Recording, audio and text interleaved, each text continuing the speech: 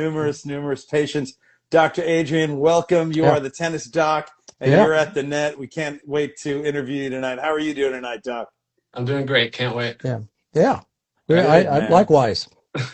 Good. Well, the tennis doc has a big following.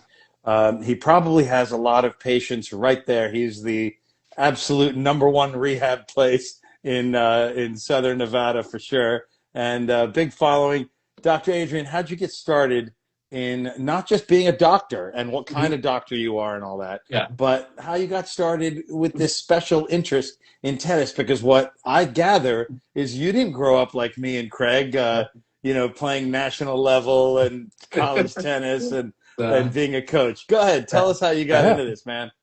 So let me tell you guys what I'm not. I'm not a great player. I'm not a great coach. What I do is I just fix elbows and I help tennis players overcome shoulder injuries, elbow injuries, get them back to playing pain free and just enjoying playing again. And really, my background is as a doctor of physical therapy. And about 3 years ago, right, I haven't been playing my whole life. So about 3 years ago, I became obsessed with tennis. I fell in love with it.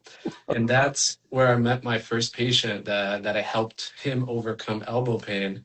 And I just fell in love with that whole process. And that's all I wanted to do ever since. I saw, all with a fresh point view, I saw how many people were struggling with injuries and they would just brush it off as normal and just deal with elbow pain and shoulder pain for years and years without really doing the right things to address Mm. it. So that's really my mission is to give good information, help these people one on one overcome these injuries so they can enjoy playing again. And that's how I got started. So maybe we can talk about that first patient that I helped, or yeah. Was he the Let's first patient? Doc, was Wilson the first patient? He didn't work. It Yeah. didn't work out with him. Yeah. So, Yeah. He was like this non-compliant. He looks fit, Yeah. but Yeah. yeah. non-compliant patient. He didn't do the stuff, Mm. right? Yeah. I keep on telling him, but he's just not doing it. Yeah. He's not Yeah. doing Right. it. He's not doing Yeah. it. Get a job. In past episodes, we've talked about equipment with some real Mhm. experts. And, Yeah. Craig and I are both master racket Mhm. technicians, and we talk about, this kind Yeah. of grip or something that fits, something Mhm. that's not too big, too small. We are, of course, RSPA. Craig is a Mhm. master professional. Yeah. I'm an elite professional, and we've both been doing it for years. So our minds will go equipment, but it'll also go Mhm. technique. Yeah. But maybe you can talk about how you helped that first patient and Mhm. how it led to so many more. And what's the ethos? Is it strengthening? Is it Mhm. stretching? Is it cortisone shots? I mean, we Yeah. got to talk about all this stuff. Yeah. So, Doc, Yeah. tell us what you Yeah. think. Yeah. We'll go into Daniel. But first, about equipment. My belief is with a healthy elbow, you'll be able to play with any racket. And if we over focus Yeah. on the racket, then we lose the point of, hey, let's do the foundation. Let's rebuild. Let's get it fixed. And yes, the racket does play a role in it, but anybody with a healthy elbow can just pick up a racket and just play, right? So there's Mhm. no magical racket that will fix your elbow. We gotta get to the root of the issue. So, anyways, with Daniel, the story was he was dealing with pain for 5 years. It started on the tennis elbow side and it progressed to golfer's elbow. So he was having both. He Lateral, medial, both. Yeah, both. So it got to the point where it was like an 8 out of 10 pain every single time he played. And he went to his orthopedic, he got the cortisone shots, he went to multiple PTs, and just nothing was able to help him. And that's really where I met him. And he learned about me being a PT and having that a little bit of knowledge of tennis at that point. He was like, hey, let's maybe give it one last shot because the elbow got so bad, he was thinking about just giving up. So he was willing to give it one last shot with me to help him fix it. And at first, I was a little nervous, right? He went to all these different doctors. Yeah. He tried all these different methods. So I was thinking, like, how are we finally going to able to fix it? And what I realized there is tennis elbow, golfer's elbow, we all treat it the same. And what I mean by this is there's five different muscles, five different tendons here. Any one of them could be affecting your pain. And if you don't isolate it to exactly what's going on with you, how are you supposed to fix it? right? So Hmm. take your car to a mechanic. If the mechanic can't find the broken part of the engine, he can't fix the car. So the He's same gonna for he's Right. gonna fix 15 things, and it's $18,000, and I shouldn't have gone to this exactly. guy. Yeah. So that's the same story with Daniel, and maybe this resonates with some people listening, is they go to PT and they don't really have a good idea of what's going on. They don't understand tennis. They don't know how to get you back. So they just throw out things and throw spaghetti against the wall, hoping that something sticks instead of having a clear plan. So the first thing that we realized with Daniel is, hey, we need to know what's going on. And that's where I looked at the biomechanics and I helped Daniel find his pain. So we do that with the racket. So all of the different parts of the elbow, they have a different function, and we can use the racket in your hand, isolate all the different areas and stress test them. And based on the pain response, we can find exactly where that injury is. So now we had that clarity. We found where the pain was coming from with Daniel. The next problem we ran into is, what are we going to do about it, right? We can't just do the same old stuff. So how do, like, tennis elbow is a tendon injury. How do we repair that tendon? And really where most people get stuck is they're thinking about it as an inflammation problem, but it's really a degeneration problem. Degeneration. Mhm. What Yeah. is degeneration? Yeah, so you can think about it as overuse. So we're loading that elbow, and over months and years, slowly we're adding enough stress to that tendon where it weakens and it can't absorb the forces. So we have tendon, muscle, tendon. The role of the tendon is to absorb the forces, and over Hmm. time, it can get strained and cause degeneration. Now, initially, right when you have pain, that inflammation spikes, and we used to think that that's the villain, that we need to combat inflammation. But the more we learned about how tendons recover, it's not really an inflammation problem, it's the degeneration. So, resting, icing, stretching, cortisone, pills, all these things decrease inflammation, but they don't fix the issue. And that's why people get stuck in that cycle of pain. Doc, That's why we, I'm Yeah. so in because Yeah. everybody talks about yeah, inflammation yeah. and nobody's Yeah. talking about degeneration. Mhm. And when you say degeneration specifically, Mhm. it's the tendon that anchors that muscle. It's up Exactly. here, Yeah. or maybe it's down Mhm. here, but Mhm. it's not Yeah. here. It's not the actual muscle. Yeah. So some people do get pain in the muscle belly. It can refer, or they have some stiffness, tightness, but really where that tendon lives is that last part close to that elbow. And then on the other side, we have the tendon going to the wrist. So how it looks like is tendon, muscle, tendon. That's Hmm. the anatomy there. Yeah. And you asked me, what is it about the degeneration? What does that look like? So imagine a rope, and if you keep on tugging at the rope, it's slowly going to fray on the outside. Hmm. So that's what I mean by degeneration. It weakens, it contributes to pain because that collagen, so tendons are made of collagen, it's like a rope, right? And if we overuse it, it weakens that rope and it starts fraying. So our goal is to not decrease the pain, not decrease the inflammation, because the inflammation actually triggers the body to start the recovery process. So if we Hmm. decrease inflammation too much, and that's why cortisone makes elbow issues worse, because it decreases the inflammation, the body doesn't heal. It takes your pain away, so you go play, but the issue is still going on. And Yeah, the lack of inflammation doesn't trigger the healing processes on exactly. the actual tendon. Right. Yeah. Yeah. Yeah, exactly. So the way to rebuild is by loading. Yeah. So that's what we realized with Daniel. We completely changed that approach. We started loading, strengthening, using exercises to get to that root cause of his pain. And that's when he finally started noticing some results. Hmm. So after 2 weeks of following this, he was about 20% better. We continued that same plan, but he kind of got stuck in that same spot. So what we realized there is it's not just about tendon rehab, but it has to be progressive because what works in the beginning won't get it completely fixed. So every 2 weeks, I would update that plan for him. And finally, after 12 weeks of working together, he was completely pain free, back to playing 5 times a week. Hmm. Yeah. And Daniel, back how many weeks? Sorry, can you 12 repeat that? weeks. 12 weeks. 12 Tremendous. weeks. Wow. That's basically 3 months, and he's back. and he's Yeah. able to load and Mhm. play and Mhm. handle the forces. Yeah. Which sounds like a long time, but if you've been dealing with pain for months and years Oh, and it keeps on coming years. Oh yeah. back, right? It's a Yeah. no-brainer. And really where people get a little stuck is number one, they don't have the right plan, but even if they have the right plan, it takes consistency, it takes patience to get to that end result. If you take a look at studies, the first month, there's almost no improvement in tendon strength. The second month, Mm. just a gradual improvement. The third month, you see a huge jump in how that tendon is. But if we stop, if we take a long break, we reset that process, and then we have to put the work back in there. So you're Mm. being a doctor of physical therapy for him, seeing him every 2 weeks in this 12 Mhm. week period. You're Yep. also being in many ways, a psychologist Oh my because God. you're Yeah. telling him, all right, maybe Yeah. you only got this much improvement the first month, Mhm. but Mhm. here comes, like, Mhm. stick with me. Yeah. Uh, Here comes the strengthening, or Mhm.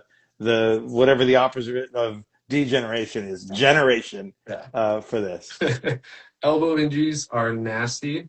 Not a lot of people want to specialize them or have anything to do with them. And it's because they're difficult to treat. And they're super Mm. frustrating for the patient because one week is great, another week is bad, another week is great, another week is bad. And then you get stuck with the thought process of this is never going to fix itself. I'm getting too old. It's just always going to be this way. And um, all these things that you hear on the court. And yeah. I want this Right. conversation to help people denormalize elbow pain. And I Mhm. also, you hit on something important. You said, oh, I'm getting too old. And it may be that self talk Yeah. that you've got to help, that we've Yeah. got to help them with. Yeah. And it may also, and I wonder if you can get coaches on board with this, because it's like, look, you're 58 years old. Craig is what, 65 now. You're Yeah. not too old. You can Mm. regenerate this. And, Craig and I are probably in some ways bad examples because we grew up with very good technique Mhm. and our equipment is good and all that. Yeah. But I Yeah. can tell you, this elbow never gets hurt. And if Mhm. I ever play left-handed with Yeah. a client or my wife, Uh-huh. maybe I'm doing some stuff that's weird or incorrect, and Yeah. I've felt a little bit of elbow pain.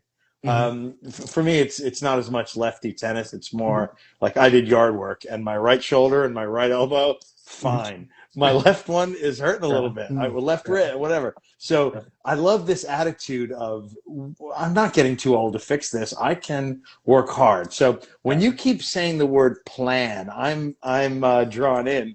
What's the plan? Mm. Is it you Yeah. manipulating? Is it them doing Yeah. bands or Yeah. some other kind of work? Mhm. What's the plan? What are you working Yeah. on? And start with Daniel, and we can go to other Yeah. people. We At some Mm. point, I want to go to Susu0216, who just heartbroken is the emoji. Yeah. Yesterday, UTR match, a knee hurt. A lot of Wow. people work on the knee; they're not Yeah. scared of it. A Mhm. lot of doctors work on the shoulders and all that, but elbow, Mhm. we'll stick with that. So give me the Yeah. plan for Daniel and what Yeah. worked. Yeah. And going back to age, I'll jump into the plan, but I've had people in their 80s completely recover the same, sometimes even better than people in their 30s. Age is not an excuse to be in pain. So let that be your motivation. Just because you're getting older doesn't mean you're going to be playing in pain. So get it Right. fixed, do the right stuff to get back to playing pain free. Love it. In terms of that plan, right? First, we found exactly where the pain was coming from for Daniel. So we had that clarity on what areas we should target next. And then there's no secret, right? There's no one secret Mm. exercise or one secret Mm. approach that's going to magically make the pain go away. We need to use loading. And what that looks like is, using a dumbbell, for example, if this was a dumbbell, we could be doing supination, nice and slow. So really the secret to fixing is just building a plan around where the injury is, loading it, and then over time progressing that. For example, going from isometrics where you hold the position to eccentrics where you just lower it to then normal exercise that you see at the gym where you're doing both the Mm. up and the And down. the down. Yeah. And then the last step there would be plyometrics, things that are Mm. fast paced, where you're really moving that racket or weight fast. Super Mm. realistic plyometrics. All right, Yep. let's get back to Yeah. that dumbbell for a moment. Mhm. Hmm. A tennis Hey, racket hey, might hey! be, Watch out for hey, the watch out for that. Are you calling me a dumbbell? hey, what? Uh, this barbell or dumbbell, this Yeah. is what? A tennis racket might be 11, 12, 13 ounces at the Right. most with strings. You're talking what, 1 pound, 2 pounds, 5 pounds? Now, a lot of people get stuck in the 1, 2, 3 pounds. Whenever you're playing tennis, it puts 50 to 100 pounds of force on your Yes. elbow, on your shoulder. Pink dumbbells won't get you back to playing pain free. They're so cute though with the padding, with the Yeah, rubberized yeah. texture. Yeah. So I've had people use all the way up to 20, 30 pounds on some exercises. It really takes strength, resilience to get back to playing at a high level, especially if you're a 4-0, 4-5, 5-0 player. It's that ball is going fast. There's a lot of impact. There's a lot of forces on the elbow. And using 1, 2, 3 pounds won't get you there. Now, that's maybe where you start and then you Yeah. build up from there, right? So So lower when you're weights. when you're having them do supination, Mhm. it's supination this way, pronation that way. Yeah. You're saying, okay, that's a larger guy. He's a 4.5. Let's go 15, 20 pounds, right? No, not for that one. Okay, Yeah. okay. Because supination, yeah, Yeah. maybe Yeah. just for those. Yep, there are some elbow ones that we go up that high.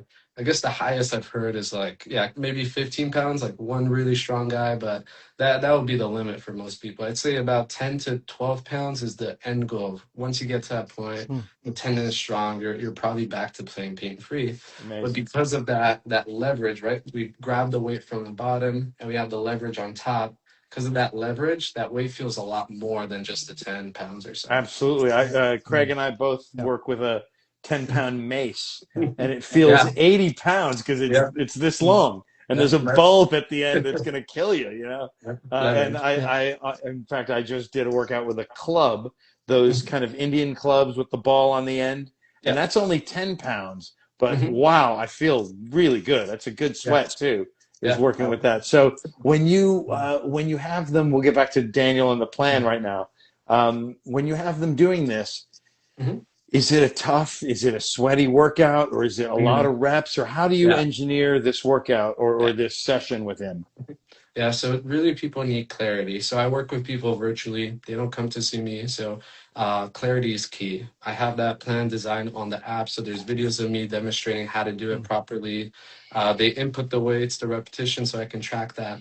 But really what they need to stick to is keeping the pain at a 4 out of 10 or less, and we need to push that intensity. If for example, if you go to the gym to build muscle and you just throw a little bit of weight around and you don't really feel in that muscle, you're not growing, right? The body, Mm. it takes a lot of effort for the body to be like, okay, we need to change, we need to adapt. So we bring that intensity up to about a 7 out of 10.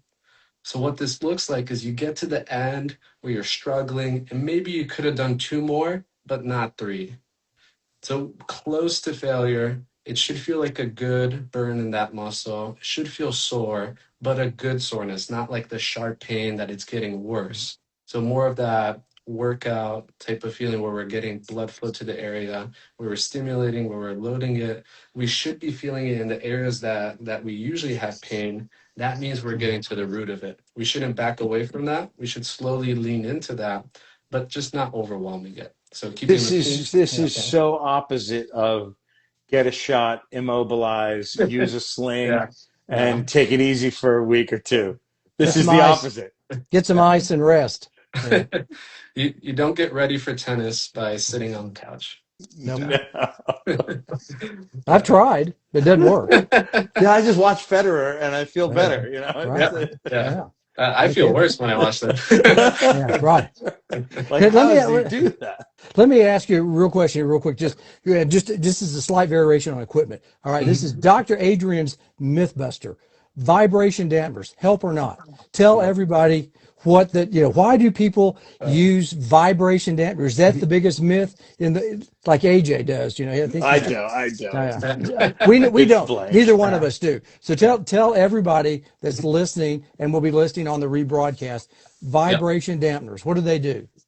They dampen the vibration of the strings, but they don't do Yeah. anything in terms of preventing or helping you treat tennis elbow. So it Okay. changes the sound and feel, but that's about it. So if you want to use Okay. it for that, great. But if you're claiming that it's going to help your elbow, mostly placebo and not real.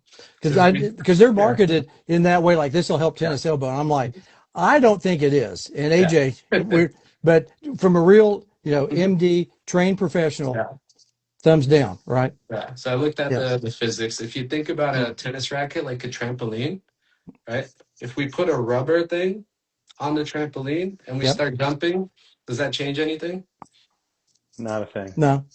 So what really happens is the main cause of stress and strain and injuries is when that ball hits the racket, it causes impact, it causes Hmm. shock, Right. it jerks the racket back. And as we're holding onto the racket, these muscles and tendons they need to stabilize and absorb the force. Over time, that Mm. impact just contributes to it more and more. If we hit a Right. shot that's off, that's obviously going to cause more impact. If our technique is off, that'll contribute to more of it. But that dampener, it just prevents the vibration. But really, 99% of the energy and force goes into that shock. Only 1% turn into the vibration. Mm. So it's such a small amount of force that goes into the elbow. Vibration is not what's causing those repetitive strains. It's the impact, it's the shock from the ball actually hitting the racket. Mm. So Dr. Adrian says thumbs down, No. basically. No. Yeah. Unless you like the feel. Now, some people Yeah. I say It's I like completely the fine. Yeah, or they don't like the ping. I like the ping. I like to hear the ping, ping, ping. I'm And I with think, you. Yeah. yeah, I don't like to hear the thud, thud, thud. So Yeah. that's it. This. Basically, it's a Yep. sound dampener. That's what I call them. Is sound Mhm. dampeners. The vibration dampeners. No. Okay, good. I just wanted to make sure that we were with a qualified professional. That not us quacks like dumbbell here. And as AJ was just calling me, I'm taking offense to that really right now. So. That was Funny. your test. It was your uh, uh, I was listening. Trust me, I listened there. I might be looking away at some point because I'm getting ready for my segment, He's getting ready for the third set later. Yeah. yeah. but I am paying attention to what I people are love saying, it. especially Love about it. me. CV, good question. I Yeah, want to roll. I feel like we got a good background on Dr. Yeah. Adrian, on Daniel, his first patient. yeah, Let's go into current projects and mm, future projects. I Yeah. find it amazing Uh-huh. that you're not in there working on people like that, Yeah. you're Mhm. online. You're Yep. showing them and giving them a program. And Mhm. obviously, you got to be very organized, and you're probably using Zoom or Microsoft Teams or one of those. Yeah, so Google Meets, and I have an app that just goes through everything that they need. So all taken care of there. And really, like at first, I was skeptical too. Like, how can I help people virtually, right? How can I help them online? That doesn't really make sense. But when I started, that was like right after COVID. So telehealth was starting to become normal. And what happened is, I helped Daniel and other people mm, locally, and they started referring people from out of state. And they wanted the help, but they didn't really want to drive all the way here. So they asked for the help and I gave it a shot and they started getting the same results that Daniel did. So what I realized there was massaging it, me being there physically, I don't need to be there and there's nothing that benefits the recovery process for me being there in person and all the results that you see, it's just done virtually. Doc, like the vibration dampener. It Yeah, looks so good in there. Like yeah, the pink dumbbell. It's yeah, so cute. But and I would equate massage to that.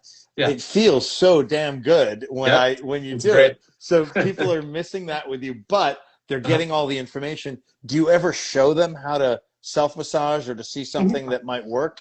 Because to me, this is gold, and Yeah. it's even better than. Okay, you mentioned earlier that sometimes people resign themselves mm. to, hey, I'm old, I'm going to be in pain. Yeah. or I got to wear one of these stupid elbow straps, and then I have to have the tan line from the Yeah. elbow strap. And does the elbow Yeah. strap do anything? You know what? Yeah. So, are you able to show them what to do that makes them feel good also?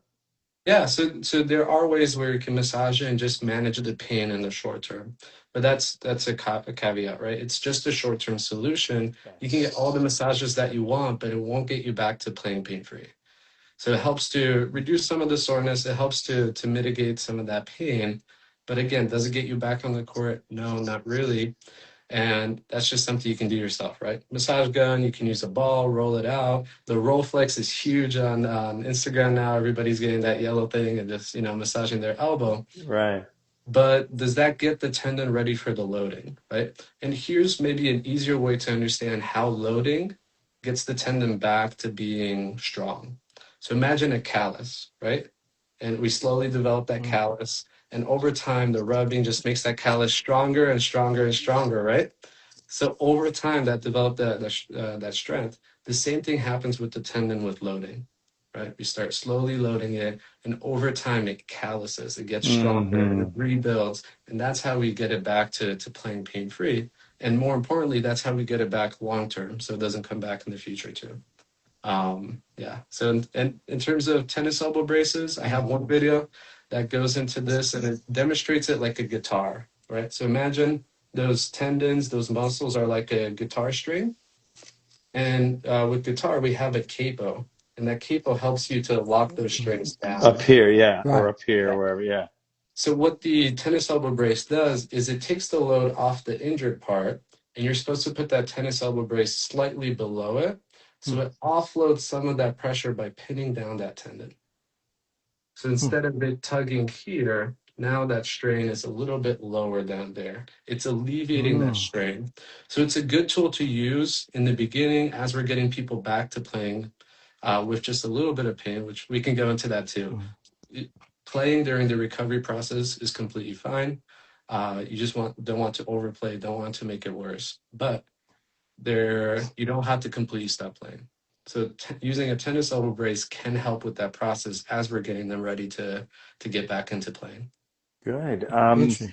When you say the impact or the load, Mhm. um, I know you're the tennis doc, and we're all in love with the sport of Yeah. tennis. But there's padel, which Mhm. I could be wrong, but my Yeah. sense is that's kind of a bit easier because it's thick and it's foam, and the Mhm. tennis ball, padel ball, is a tennis ball, but it's a little softer. Yeah. Pickleball, Mhm. hard plastic on hard plastic. What's your experience with pickleball? Hmm. Because I know you're helping people with that too. Yeah, so a ton of pickleball players are reaching out to me. I do play a little bit too, so don't don't, don't Craig and I are guilty of it Yeah. yeah. too. Yes. Okay, Okay. well, I didn't know it could go Hmm. either Oh way yeah. with I tennis know. players. Oh Yeah. no, we're fine. We're fine. No, no, we're cool. We're Yeah. cool. Yeah. We love Yeah. all the racket sports. Yeah. So what I realized with is the big difference is the racket and the ball and how the impact is basically given. So with tennis, the impact is higher, the ball is heavier, it's bouncy, and the forces are higher too. But the benefit with tennis is this acts like a trampoline, right? In pickleball, if we keep the paddle right here and the ball hits, it's just gonna go straight down, right? There's not a lot of pop to it. We can't just hold the racket out and it goes to the other side. Yeah. So with tennis, we do have that benefit that we have that trampoline effect. It helps to alleviate the pain there, but the forces are higher. In pickleball, what I noticed is that we need to apply more force into the ball and its quicker motions, and that's what's really impacting people with playing. So that's the difference there on why we see so many injuries in pickleball and tennis, Hmm. and really it's the injury's been high, and people definitely need the help in pickleball too. Hmm. Yeah, it makes Good. sense. Yeah, because Yeah, go ahead, CB. no, I was just saying that I had heard that there are a lot of people with pickleball elbow. Tennis elbow is a generic name, just kind of like Yeah. Kleenex for tissues. Yeah. Yeah. But that people were experiencing quite a bit of elbow pain, which it doesn't seem like, the paddle's a lot shorter, but that plastic ball and that, I guess it's the impact of the ball, is what you're saying, then not having the vibration, probably like of tennis strings or the foam to displace that. So now it comes into the elbow, and then it's such a violent motion too, especially if Yeah, you're around the kitchen line. Okay. So that exactly. Yeah. makes sense. Yeah. Okay. Right. Quick reactions, quick pops, Right. quick movements of the wrist that are again doing the same thing in tennis. Sure. So in tennis, it's higher impact, but Uh-huh. less often that you're hitting the ball. In pickleball, it's higher or lower impact, but more frequently are you hitting there too. And when you do hit, you usually apply a little bit more force than in tennis. Right. Yeah. Interesting. Yeah, you're applying more force and dealing with the boom, boom, boom Yeah. firefighting more Hmm. than in tennis. Because in tennis, like you said, it's a greater load because the ball's heavier. And I'm trying to hit the ball, Yeah. 78 feet. I want a nice, deep, penetrating Yeah. Yeah. backhand deep to the corner or whatever. Yeah. Pickle, smaller Yeah. but forceful, more frequent, and Mhm. also, I'm in my 50s. The last time I played tennis was 3 sets of doubles done in 2 hours. Pickleball, these freaks play 4 hours. Oh my God. Yeah. Yeah. It's nonstop. 5 hours sometimes. Yeah. Yeah. Oh yeah. Not me, Man. but yeah. Yeah. Are you finding? I remember there's a let's see, insurance stat last year. I was reading in a Mhm. tennis or an email, sports email, that Yeah. injuries were over close to $1 billion in medical claims associated with just the sport of pickleball with this Yeah. one insurance company. Do you find that same? Uh, are you more so than even than tennis? Is it, or you still are more of a tennis specialist, kind of venturing into the pickleball, or is pickleball injuries and elbow issues become a major issue for you as well? Really what I see is about 50-50 in terms of Okay. that split. So tennis Mm. players, we do get some paddle too. That's slowly Oh. gaining traction. I love paddle too. So any Mhm. racket sport, yeah, it's Mhm. great.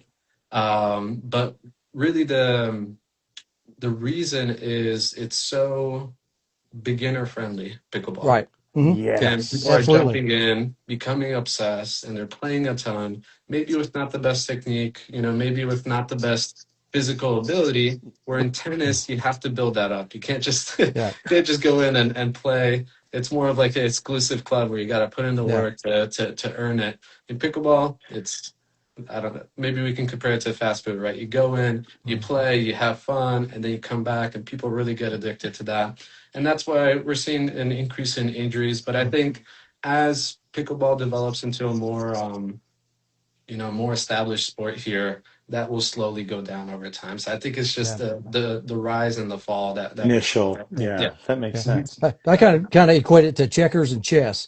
Checkers is, you can learn to play checkers pretty fast. Chess, you Yeah. got to learn that there's more pieces and more intricate details about. There's Yeah. more layers to chess, more like tennis, and Yeah. then checkers is more. And they're two great board games, basically Hmm. on the same Of board, course. but Yeah. Yeah. and the same thing with tennis and pickleball, same court basically for the most part, just different size, different Yeah. variations. So kind of a Yeah. checkers chess kind of analogy there. So. Good. I, I Good. sure wasn't a Worthwhile. dumbbell. I'm showing AJ. I'm not a dumbbell. Yeah. You Yeah. are a smart one. Um, Doc, how do people register for an Yeah. online Yeah. um, sort of a relationship with you? Yeah. So for people that are out there dealing with injuries, Mhm. here's my offer to them. I'll work with you one on one for the next 12 weeks. If it doesn't get fixed, you don't pay. So basically, I Oh, work with people one on one virtually. Unbelievable. wow. So Very nice. That's good. thank you. Yeah. So I'm all about results. If we can't get it fixed, I don't want your money. And how they reach out is just send me a message on Instagram. I'll ask you a couple questions to see if this is something we can help you with. If that's the case, we'll hop on a video call so we can dig deeper, and then we'll build the plan for you from there. That's That's what. fair offer. Hey man, that's great. That's amazing and confident, and you're going to take him through good stuff. We'll put Mhm. your Instagram link, of Yeah. course. We'll tag you, and on the Facebook version of this, we'll put it at the bottom in the Yeah. comments. So, hey, Doc, before we go to Mhm. the third set, what are some current and future projects that you're involved Yeah. with that Uh-huh. we haven't yet asked you about? Yeah. So you guys are gonna love this. Do you guys Mhm. know Racket Flex on YouTube? Racket Flex, I've Flex. heard of Yeah. it, but I haven't Heard dug of. Yeah. into. These are 15, 16-minute videos, right? Yeah, a little bit longer Mm. videos, and they're great guys. They go a lot into technique. And tomorrow I'm actually driving out, and we're going to do a collaboration. And one of the videos we're filming is going to be a long video on the ultimate guide to fixing tennis elbow. Mm.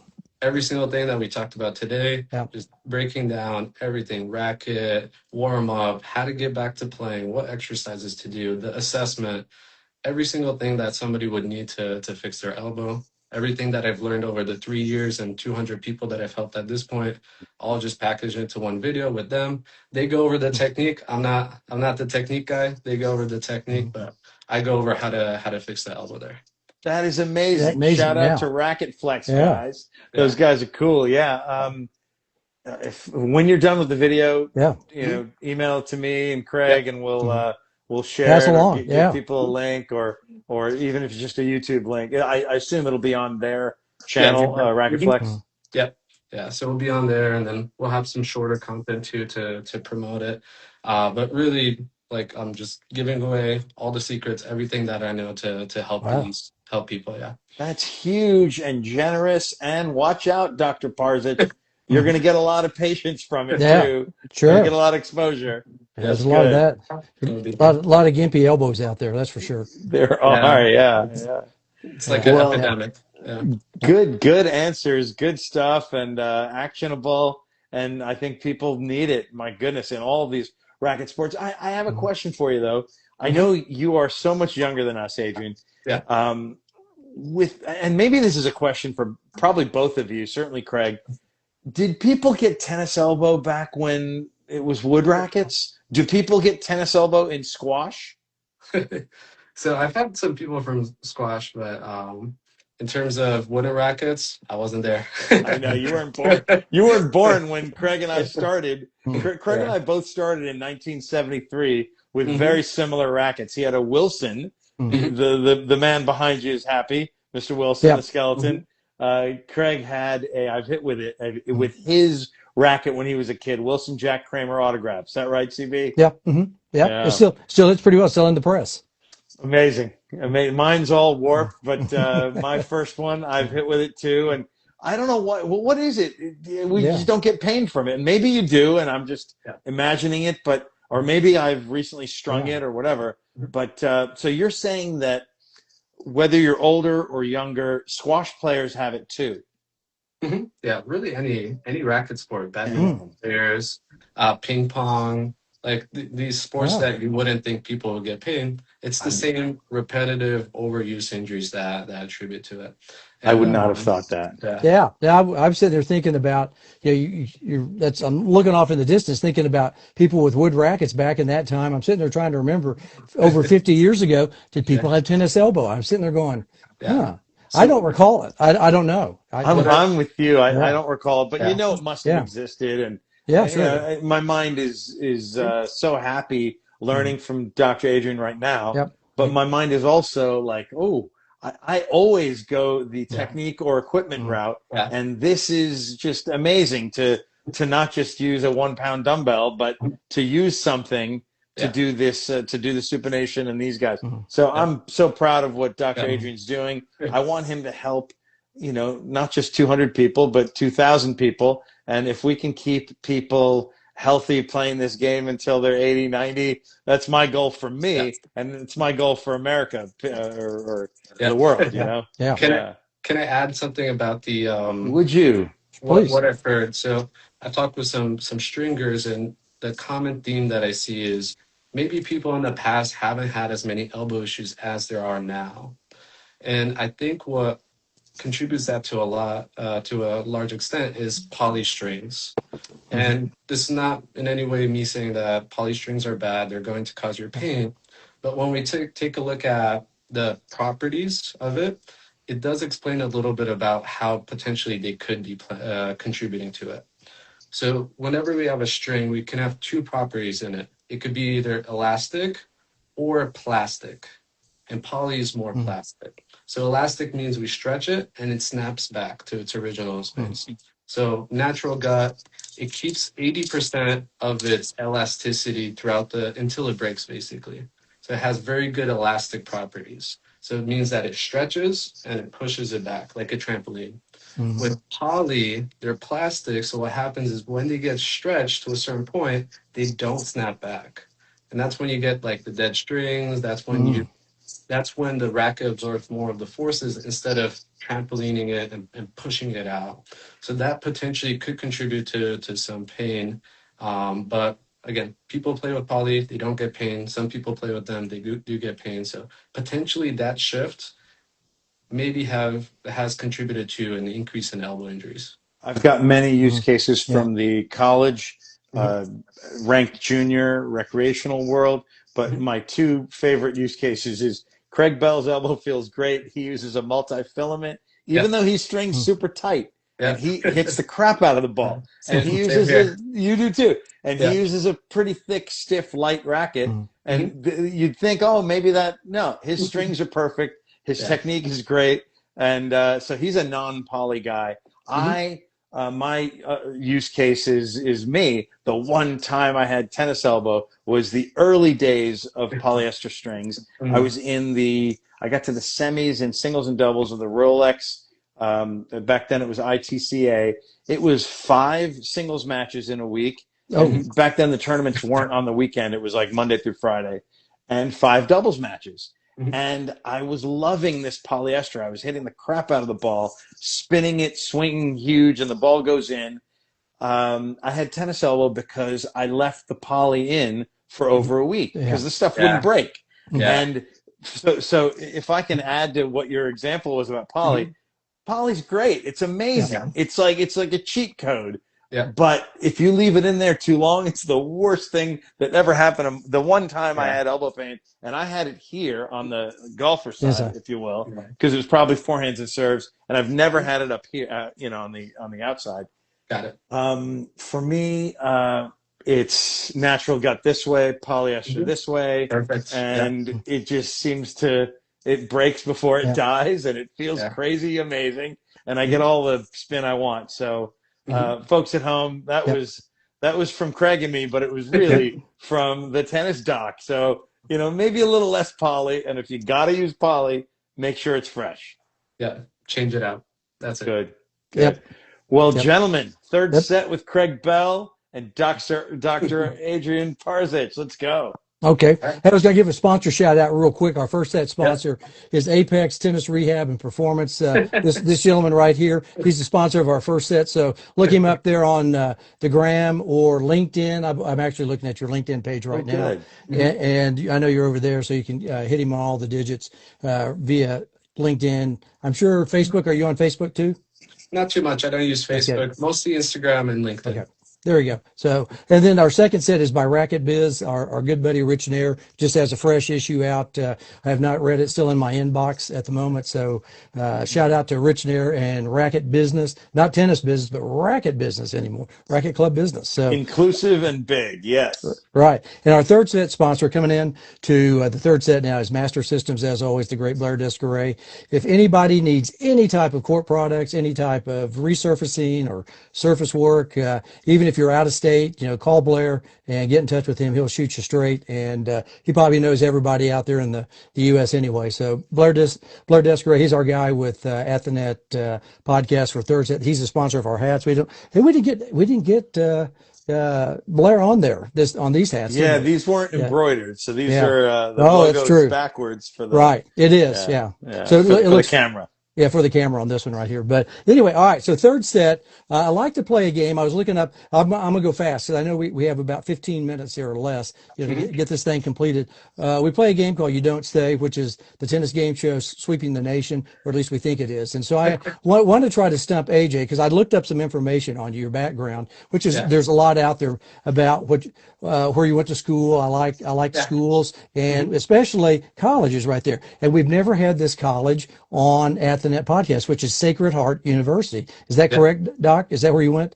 That's where I went. Yeah. Undergrad, grad school, spent a lot Yeah. of time there. That's Yep. right. But Yeah. that's great. Yeah. That's sometimes I ask the person, I go, no, I didn't go there. And I'm like, oh no, I got to rewrite all the stuff. Yeah. But yeah, so I did look up Sacred Heart and some things about Mhm. Sacred Heart. And so how'd you get to Sacred Heart? Are you from back east? Because you're in Vegas right now, or the Mhm. Vegas area. So how'd you get to Sacred Heart, just out of curiosity? Yeah, so all my life I've been moving around everywhere, but I was Mm. born in New Jersey, then we moved to Mm. Poland, and then from Okay. Poland we moved to New York. So it Okay. was when I was in New York, I would commute to Connecticut to Sacred Hmm. Heart there, to Fairfield, Connecticut. Yeah. After got done with college, I decided to move out here to Vegas. So right after. Yeah. Well, that's AJ's country right there. That's where Yeah. little AJC and his dad hit tennis balls many a I time. did. I grew up Yeah. up there. I'm guilty of. Oh, I was recruited by a couple of small or Mhm. medium-sized schools up there, and I to this day I still confuse Sacred Heart, which is in Connecticut, and Holy Cross because it was Yeah. the same trip, and that's Yeah. up in Massachusetts. Yeah. But love those schools, Yeah. and Mhm. I ended up going somewhere in the south, like you. Mhm. You Yeah. probably enjoyed the warmer weather and the sun Yeah. and all that. So I was I love New Jersey, New York, Connecticut, but I was happy to move away at 17. Yeah. Yeah. Same Well, here.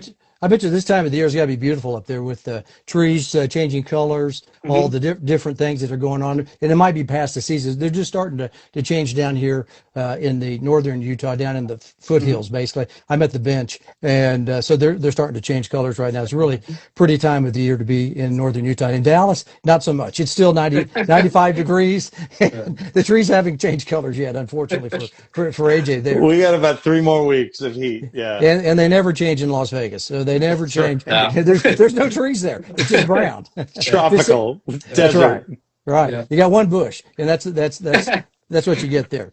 But so anyway, so what we're trying to do right here, I want Mhm. you to let AJ answer first, all right? Because the gist of the game is trying to stump AJ. He called me the dumbbell, so I'm going to try to get back at him right here. So then we know you probably know the answer. So then I have about 3 or 4 questions that I looked up Yeah. about Sacred Heart. All right. Uh-huh.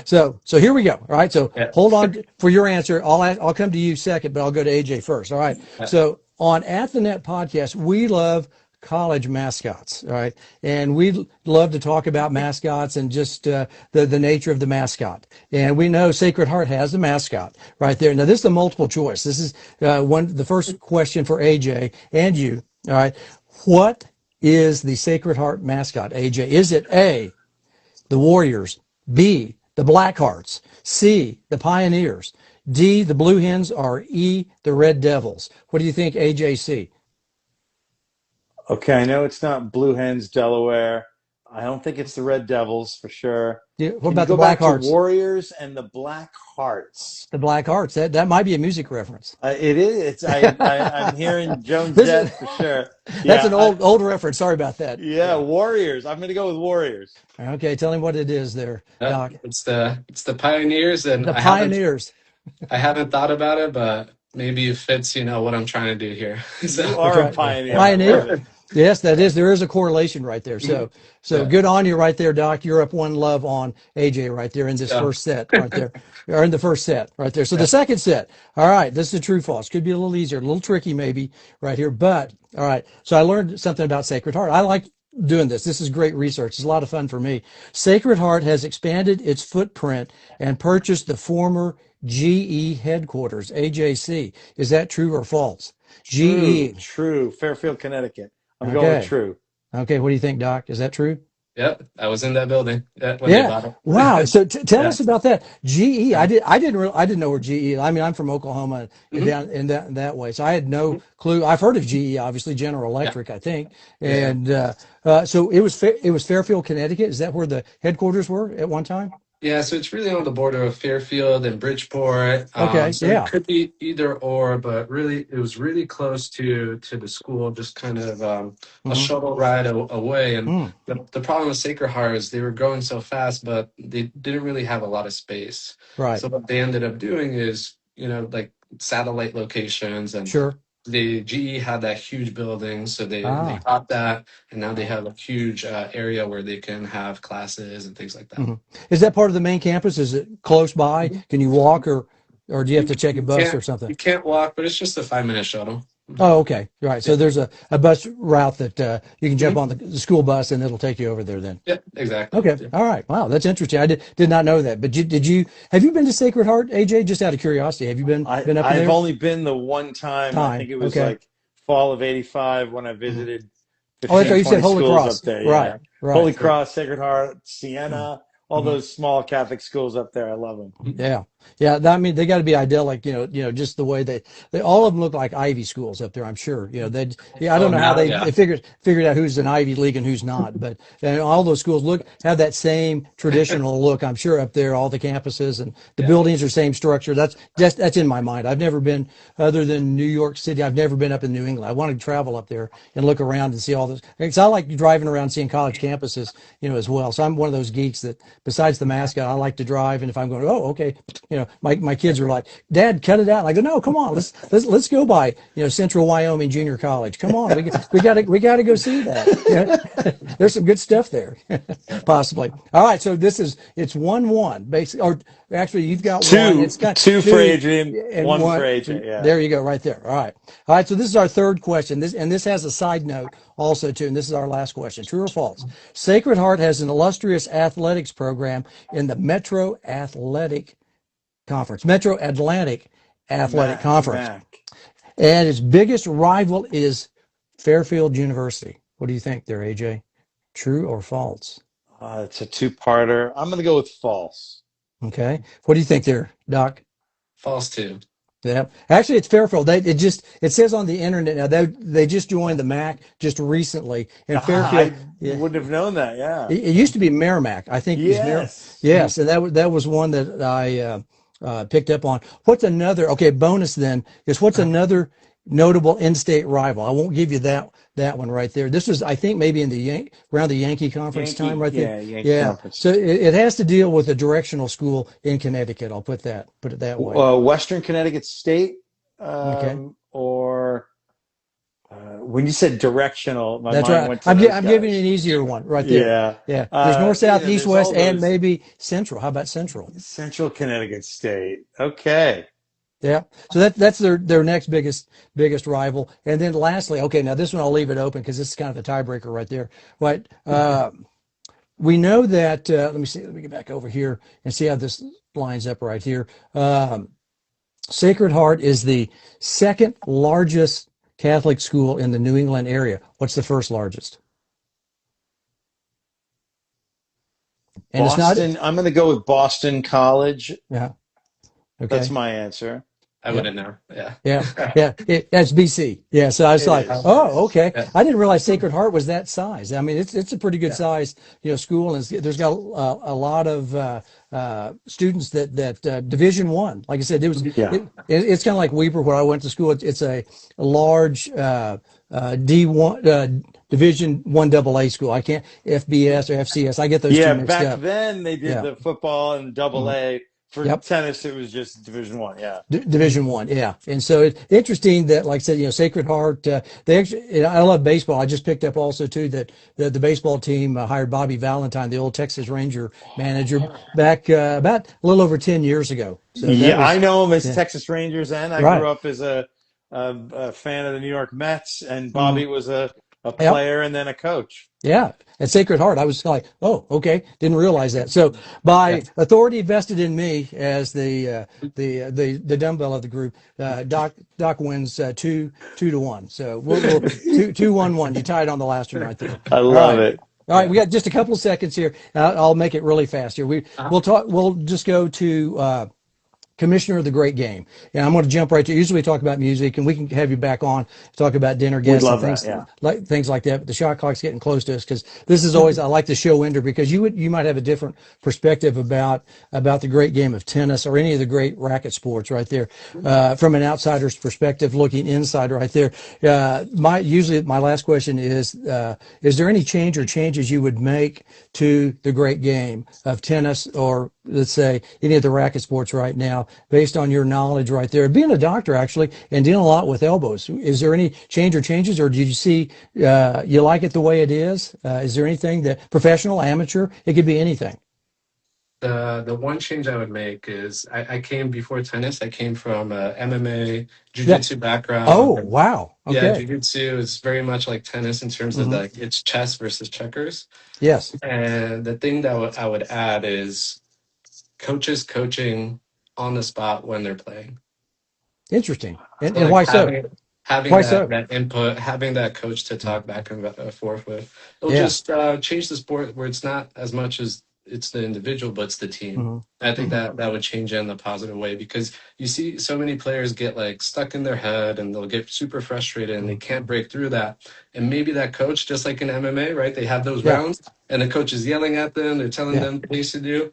Yeah. That same thing, I think would make the sport a lot better.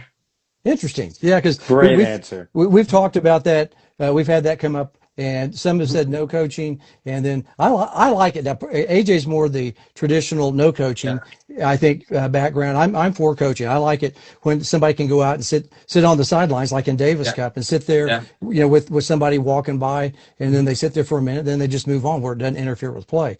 But Mhm. there are those who are more traditionalists, like the above guy up there. No names mentioned.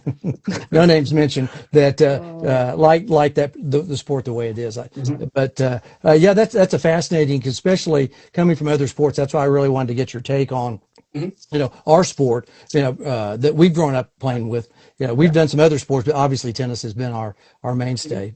But well, is there anything we missed? Is there anything, we'll have you back on. We Yeah. got a couple of more questions we can ask and kind Uh-huh. of follow up, and maybe Wilson will have some weight on him by then. Yeah. Yeah. Yeah. Hey, Adrian, yeah, Yeah. if there's anything we missed, let's hit it Hmm. now. And if Yeah. not, I want him on after the racket flex and we can Yeah. talk about that experience too. Sure. This is, Adrian Yeah. confided in me. He said, Hmm. look, this is my first podcast. He's obviously Oh, great really? on camera. Yeah. He's experienced dealing with people on a Google Meet, and he's going Mhm. to do great on racket flex. Go ahead, Yeah. Doc. Anything that Yeah. we've missed today? Nothing else. Just if you're listening to this, use it as motivation to not accept that elbow injuries are normal in tennis. You shouldn't be playing with pain. It's not normal. Just do the right things to get it fixed. Take a look at my content. Just that will help you guide you towards the right direction. Everybody, There you go go. to the tennis doc. We're going to sign off tonight. Craig Bell, you are always amazing. Adrian Parzych, thank you so much. You're Yeah. awesome. And Thank you. that is the tennis doc notes as it Seems to seems to us. us. Good night, everybody, from Henderson, Nevada, I believe, right there next Yeah. to Vegas, baby, at the Strip, and Yeah. Layton, Utah, and then also Lower Greenville, where all the cool kids and hipsters hang out in Dallas, Texas. So, All right. good night, Good night, everybody. y'all. Thank All right, you. take care. Bye bye. Great stuff, boys. Thank you.